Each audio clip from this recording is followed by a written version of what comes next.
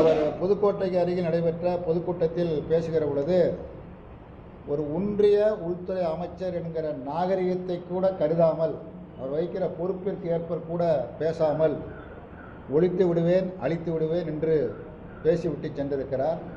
அது மட்டுமல்லாமல் வருகிற தேர்தலில் நாங்கள் திமுக கூட்டணியை தோற்கடிப்போம், பாஜக அதிமுக சேர்ந்த கூட்டணி ஆட்சி அமைக்கும் என்று அவர் பேசுகிறார்.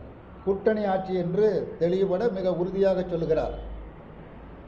அதே நாளில் சேலத்தில் பேசுகிற பொதுக்கூட்டத்தில் பேசுகிற எடப்பாடி பழனிசாமி அவர்கள் நாங்கள் வெற்றி பெறுவோம், தனித்து ஆட்சி அமைப்போம் என்று அவர் அறிவிக்கிறார்.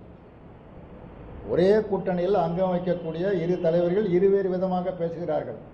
அமித்ஷா கூட்டணி ஆட்சி என்கிறார், எடப்பாடி பழனிசாமி தனித்த ஆட்சி என்று பேசியிருக்கிறார். இதிலிருந்தே அந்த கூட்டணியுடைய தன்மை எப்படி இருக்கும் என்பதை புரிந்து கொள்ளலாம். வருகிற சட்டமன்ற தேர்தலை பொறுத்தமட்டில் தமிழகம் மிக தெளிவாக இருக்கிறது.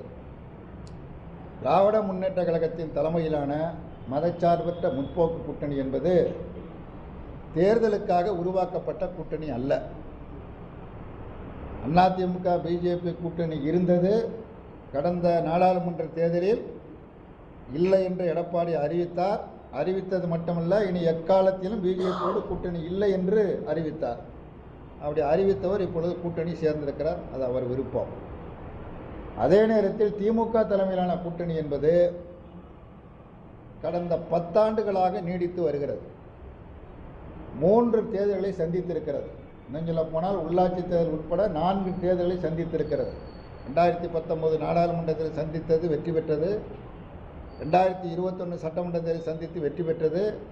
2024 நாடாளுமன்ற தேர்தலில் 19 காட்டிலும் மேலும் ஒரு இடங்களில் கூடுதலாக வெற்றி பெற்று 40க்கு 40 என்கிற முறையில் முழுமையாக வெற்றி பெற்றிருக்கிறது.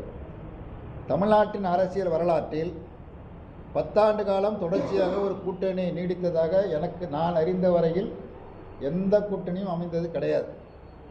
இதுதான் முதல் முறையாக அமைந்திருக்கிறது. அதற்கு காரணம், இது ஒரு கொள்கை பூர்வமான கூட்டணி.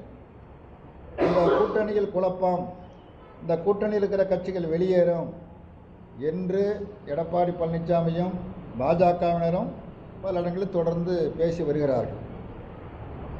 ஏற்கனவே எடப்பாடி பழனிசாமி அவர்கள் நீங்கள் எல்லாம் வெளியேறி வந்தால் நாங்கள் ரத்தன கம்பளம் கொண்டு வரவேற்போம் என்று கூட அறிவித்தார். நீங்கள் விரிப்பது ரத்தன கம்பளம் அல்ல, இரத்தக்கரை படிந்த கம்பளம் என்று அப்பொழுதே பதில் சொல்லிவிட்டோம். இந்த கூட்டணியில் இருக்கிற கட்சிகள் தொடர்ந்து நீடிப்பது மட்டுமல்ல, இந்த அணிதான் வெற்றி பெறும். இதுதான் யதார்த்தமான நிலைமை. வெற்றி பெறுவது மட்டுமல்ல, திமுக தனித்த ஆட்சி அமைக்கும். அறுதி பெரும்பான்மை பலத்தோடு எப்படி சென்ற முறை ஆட்சி அமைத்ததோ அதே போல் இந்த முறையும் ஆட்சி அமைக்கும். மீண்டும் ஸ்டாலின் அவர்கள் முதலமைச்சர் ஆவார்கள் என்பதுதான் களத்தில் உள்ள யதார்த்தமான நிலைமை என்பதை தெரிவித்து நிறைவு செய்கிறேன்.